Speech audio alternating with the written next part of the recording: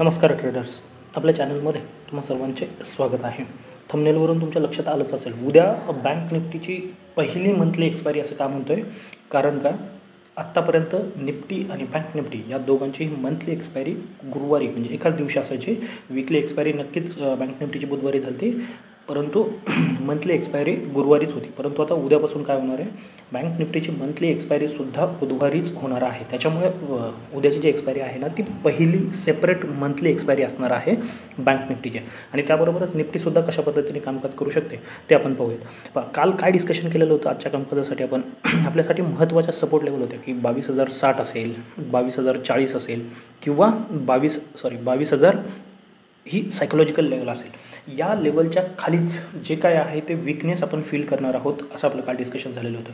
परंतु गिफ्ट निफ्टीमध्ये जेवढं दाखवत होतं किंवा ओव्हरऑल जे काय होतं ग्लोबल मार्केट पॉझिटिव्ह होते आणि अनएक्सपेक्टेड जे काही गॅपडाऊन आपण पाहिलं त्यानंतर पहिल्याच कॅन्डलमध्ये मार्केटने पूर्ण रिकवर केलं. जे काही गॅपडाऊन होतं ते पूर्ण रिकवर केलं आणि त्याच लेवलमध्ये आलं आपल्या जी 22,000ची लेवल आपण डिस्कस केलेली होती ना तिथेच. परंतु पूर्ण दिवस मार्केटने जर पहिली कॅन्डल सोडली तर फक्त 60 ते 70 पॉईंटमध्ये पूर्ण दिवस घालवलेला आहे. आणि काय होतं, नेहमी अशाच मार्केटमध्ये सगळ्यात जास्त मोठा लॉस होण्याची शक्यता असते. कारण का दोन्ही बाजूच्या संधी उपलब्ध आहेत असं वाटत राहतं आणि आपण जास्त ट्रेड करत राहतो. आज दिवसभरामध्ये आम्ही लिटरली एकच ट्रेड केलेला आहे, म्हणजे पूर्ण दिवसभर वाट पाहिली आणि एकच ट्रेड, तोही अगदी या ठिकाणी एक्झिट करून टाकलेला आहे. खरं तर तो घेऊन जायचा होता उद्या, परंतु वाटलं की फायनल क्लोजिंग जर 22,000च्या खाली आलं तर थोडं विकनेस वाढेल. त्यामुळे आता उद्या आपण कशा पद्धतीने ट्रेड प्लॅन करू शकतो. पण ज्या पद्धतीच्या कॅन्डल बनत आहेत ना, त्याने मार्केट 22,000ला सपोर्ट घेतो आहे हे दिसतं आहे. आणि विशेष म्हणजे 22,000च्या पुटवरती हायेस्ट ओपन इंटरेस्ट आहे, म्हणजे हा एक मेजर सपोर्ट आहे 22,000. मग उद्यासाठी कशा पद्धतीने प्लॅन करू शकतो. जर मार्केट फ्लॅट ओपन होतं आहे आणि वरती जाण्याचा प्रयत्न करत आहे, जर तुम्ही इथे एक ट्रेंड लाईन ड्रॉ केली ना, तर या पद्धतीने म्हणजे 22,040 ही लेवल ब्रेक होताना तुम्ही पहिली कॉलची पोझिशन ट्राय करू शकता. आणि त्याचं टार्गेट जास्त मोठं ठेवू नका, फक्त 30-40 पॉईंटच. पहिलं जे टार्गेट आहे ना ते 22,070 ही लेवल ठेवा. जो काही आजचा हाय बनलेला आहे ना 22,070च्या आसपास, ते पहिलं टार्गेट असणार आहे. आणि ॲक्च्युअल पोझिशन बनणार आहे 22,070च्या वरती. मग 22,120 आणि अगदी 22,220 मी मध्ये एकही लेवल सांगितलेलं नाही आहे. कारण का आहे मार्केटमध्ये ज्या पद्धतीचे पोझिशन आहेत ना त्या पद्धतीने अगदी 220पर्यंत मार्केट जाऊ शकतं. Market in the sense Nifty. पण डायरेक्ट 22,220चा विचार करू नका. मध्ये 22,170च्या आसपास एक टार्गेट ठेवा आणि त्यानंतर 22,220. म्हणजे इथून विचार केला तर 4 टार्गेट आहेत. 22,040 असेल, 22,70 असेल, 22,170, 150-170 आणि 22,220 असणार आहे. परंतु मार्केट याच्यावरती निघून सस्टेन करते तरच. गॅपअपच्या केसमध्ये थोडं थांबून ट्रेड घ्यायचं आहे. म्हणजे जर गॅपअप समजा 60-70 पॉईंटचं गॅपअप ओपनिंग होते आणि इथे कुठेतरी गॅपअप होते, तर मार्केटला पुन्हा एकदा 22,060 असेल किंवा 22,040 असेल, इथे येऊन एखादा डबल बॉटम असेल किंवा कोणतंही बुलिश फॉर्मेशन क्रिएट करू द्यात आणि मग कॉलची जी पोझिशन आहे ती बनवायची आहे, तोपर्यंत नाही. आणि जर समजा गॅपअपनंतर पुन्हा डायरेक्ट खाली यायला सुरुवात करत आहे ना, तर जाऊ द्यात, ही पोझिशन हातून जाऊ द्यात, काही फरक पडत नाही आहे. आपली जी ॲक्च्युअल पोझिशन बनणार आहे ना ती 22,000च्या खालीच. म्हणजे जर उद्या 22,000 पुन्हा एकदा ब्रेक होताना पाहायला मिळतं आहे तर आणि तरच आपण पुढच्या ट्रेडमध्ये बसणार आहोत. हा जो एरिया आहे तो नो ट्रेड असणार आहे. 22,000च्या खाली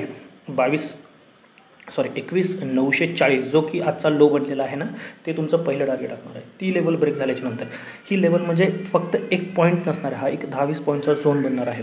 21,920 ते 21,940पर्यंत एक झोन आहे. मग ती 940पासून सपोर्ट घेऊ शकतं किंवा 920पासून या झोनमधून कुठूनही सपोर्ट घेऊ शकतं. म्हणून पहिलं टार्गेट इथपर्यंत आणि इथे काही क्वांटिटी बुक करायची आहे. जरी तुम्ही मल्टिपल लॉट घेतला असला ना तर काही लॉट बुक करायचे आणि स्टॉप लॉस कॉस्टला घेऊन यायचा आहे.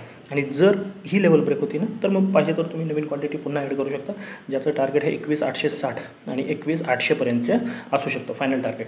जास्त काही करण्याचा प्रयत्न करू नका. मार्केट सपोर्ट घेतं आहे आणि 2च दिवस आता बाकी आहेत मार्चची एक्सपायरी संपायला, मार्चची जी सिरीज आहे ती, आणि त्यानंतर मोठा विकेट आहे. म्हणून थोडं सावध ट्रेड करायचं आहे. याच्यावरती चांगली बाईंग आपल्याला पाहायला मिळू शकते, जी 22,200+ घेऊन जाण्याची शक्यता आहे. परंतु याच्यावरतीच मार्केटने आज चांगलं होल्ड केलेलं आहे. त्या लेवल जे आहेत ना एक रेंज बनवली आणि त्या रेंजमध्येच काम करण्याचा प्रयत्न केलेला आहे.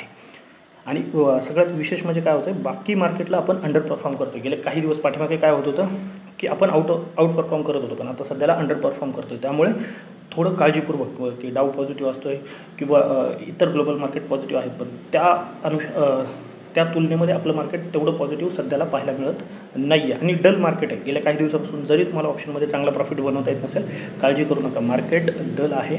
एखादी मोठी मुवमेंट येते आहे आणि वीक तुम्हाला पाहायला मिळत असते की वीक बनत आहेत आणि कॅन्डल पुन्हा आहे तिथेच येऊन मार्केट क्लोज होते. आजही मोठं गॅपडाऊन, परंतु क्लोजिंगला पुन्हा 22,000च्या आसपासच येऊन झालेलं आहे. गेल्या काही दिवसापासून तेच होत आहे. मार्केटमध्ये गॅपअप गॅपडाऊन होतं आहे किंवा अगदीच फ्लॅट ओपनिंग होतं आहे आणि मार्केट एका छोट्याशा रेंजमध्येच पूर्ण दिवस घालवतो आहे. त्यामुळे जास्त टेन्शन घेऊ नका. क्वांटिटी कमी करा आणि टार्गेटसुद्धा सध्याला थोडे छोटे छोटे ठेवायचे. आता बँक निफ्टीची उद्या एक्सपायरी आहे. सगळ्यात महत्त्वाची जी लेवल असणार आहे ती आहे 46,500.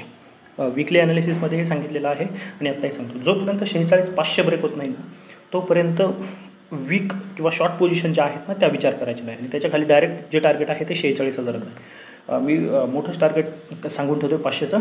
मध्ये तुमच्या आणि तुम्ही 200-300 पॉईंटचा टप्पे पाडू शकतात. तरीही ते काय असू शकतात, तर 200-250 हा एक महत्त्वाचा सपोर्ट झोन बनू शकतो.